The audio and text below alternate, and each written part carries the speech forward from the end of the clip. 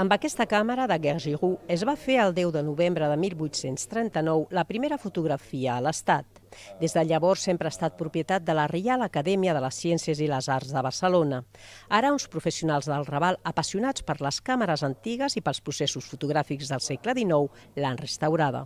L'Acadèmia som senyors una mica grans i molt conservadors, però aquests bojos, inquiets, apassionats, ens van anar peça per peça explicant la importància, ens van anar contagiant i la vella acadèmia històrica va entendre que allò era molt important. I aquests bojos són els membres de la factoria heliogràfica que van presentar el projecte de restauració que l'ha posada a punt. La càmera estava en molt bon estat. Tenia esquerdes, tenia restes de forats de xilòfags, és a dir, de corcs que no estaven actius.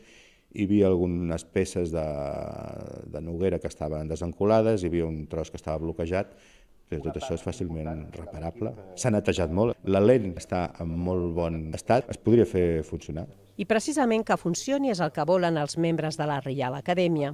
Per això el proper pas és construir la part que li falta per ser operativa i quan estigui enllestida la cediran a la ciutat puntualment perquè plasmi esdeveniments importants.